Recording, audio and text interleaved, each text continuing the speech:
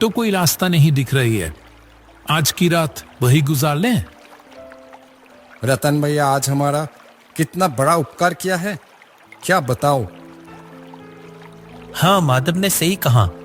हम रतन भैया के घर पे ही चलते हैं, नहीं तो इस बरसात की रात में बड़ी मुसीबत में पड़ जाएंगे। सभी लोग मिलके रतन की घर की ओर बढ़ने लगे। जैसे ही वो घर के अंदर घुसा, एक अजीब सी बदबू आने लगी अंदर से, मानो बहुत दिनों बाद कोई इस घर को खोल रहा हो। रतन भैया, घर के अंदर इतनी बदबू क्यों? ये फर्श भी कैसा भीगा भीगा सा लग रहा है। असल में ये घर तो आधी समय बंद ही पड़ा रहता है। मैं तो अपनी गाड़ी लेकर बाहर ही रहता हूं और पानी शायद खिड़की से अंदर आया होगा।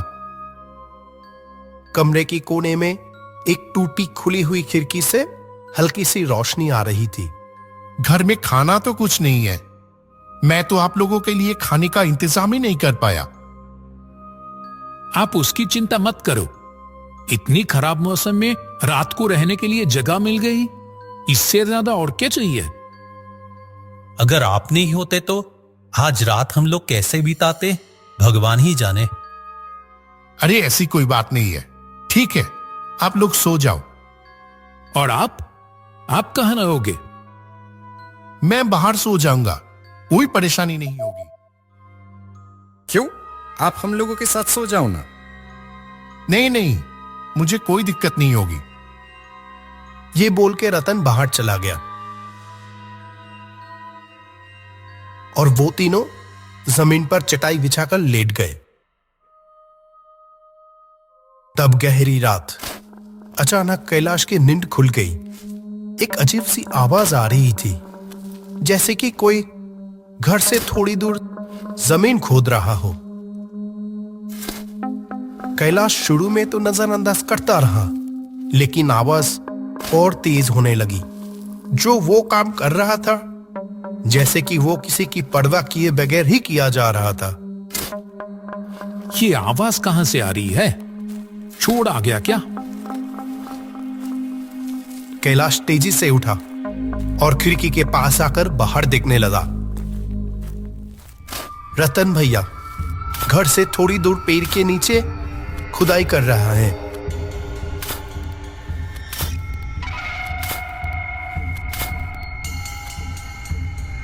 माधव, रामलाल, उठो, जल्दी उठो। मुझे यहां कुछ ठीक नहीं लग रहा है। रामलाल और माधव दोनों नींद से जाग गए। कैलाश ने दोनों को खिड़की के पास बुलाया। अरे, रतन भैया कहां गया? अभी तो यहीं पर थे।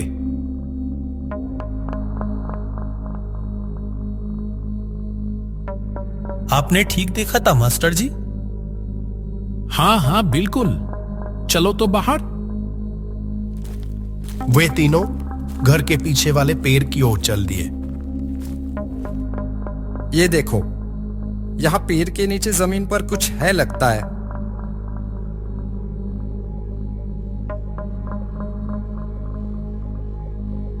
मैंने रतन भैया को यही देखा था। लगता है मानो जैसे कि वो चाह रहे थे कि मैं नींद से उठकर ये देखूं।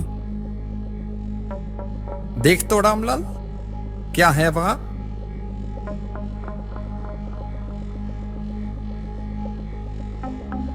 मिट्टी को हाथ से थोड़ा हिलाने पर रामलाल को पैसों से भरी हुई एक कलश दिखाई दी। अरे, इसके अंदर तो बहुत सारे पैसे हैं। सच में? लेकिन ये है किसके? रतन भैया अभी कहां चले गए? ठीक है, वो दूसरों की पैसे है, उसकी हमें जरूरत नहीं। वो जैसे था उसको वैसे ही रख दो अच्छे से, और चले आओ वहां से। ठीक उसी वक्त वो पेड़ जैसे हिल उठे। तीनों ने ऊपर देखा तो वहां लंबे पैरों वाला एक भयानक चेहरा बैठा हुआ था।